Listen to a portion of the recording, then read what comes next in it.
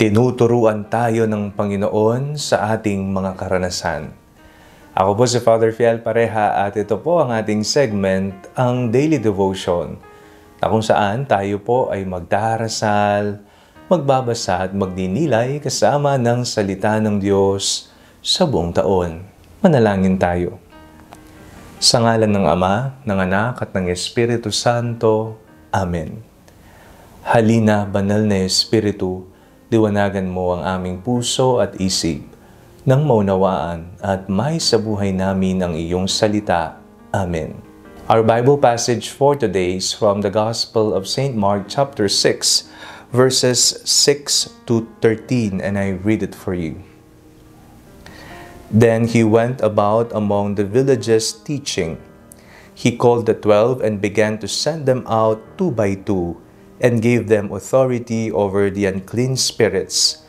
He ordered them to take nothing for their journey except a staff, no bread, no bag, no money in their belts, but to wear sandals and not to put on 2 tunics. He said to them, "Wherever you enter a house, stay there until you leave the place.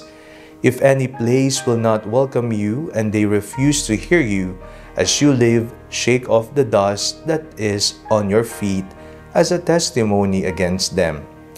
So they went out and proclaimed that all should repent. They cast out many demons and anointed with oil many who were sick and cured them. May panahon po ba kayong manahimik at magdasal? Hindi lamang po basta pananahimik, kung hindi pakikipag-usap sa Panginoon na may kasamang review of life. Alam niyo po, pag sinabing review of life, talagang kagaya po ng nag-aaral, nire-review lahat ng pinag-aralan, lahat ng itinuro, lahat ng leksyon, lahat ng naranasan sa pag-aaral, sa diskusyon. Sa ating pong buhay, kailangan po natin ng review of life. Sa buong maghapon, tingnan mo, ano kaya ang tinuturo ng Diyos sa akin? Ano kaya ang nais niyang iparating sa akin? Nasaan ang Panginoon sa buong magdamag ko? Yun po'y makikita natin kung tayo ay mayroong panahon para makinig at magdasal at usisain ang ating mga karanasan.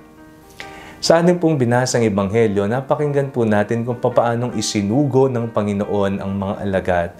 Pero meron po siyang habilin sa kanila. Ito lang ang dadalhin ninyo, huwag niyong dalhin ang mga bagay na ito. No? Tinuturuan ng Diyos ang kanyang mga alagad. Tayo po, maraming pagtuturo na ang ginawa ng Diyos sa atin. Madalas, matigas ang ating mga ulo. Hindi natin pinakikinggan ng Diyos at nais nating pangunahan ng Panginoon. Pinakikinggan natin ang ating sarili, ang ating mga nasa, ang ating gustong gawin sa ating buhay. Pero iba po kasi ang turo ng Diyos, sapagkat ang plano ng Diyos para sa atin ay matuto sa buhay nang tayo ay sumapit lahat sa kabanalan at sa kalangitan. Kaya po, araw-araw, ugaliin po natin, tingnan ang ating mga karanasan.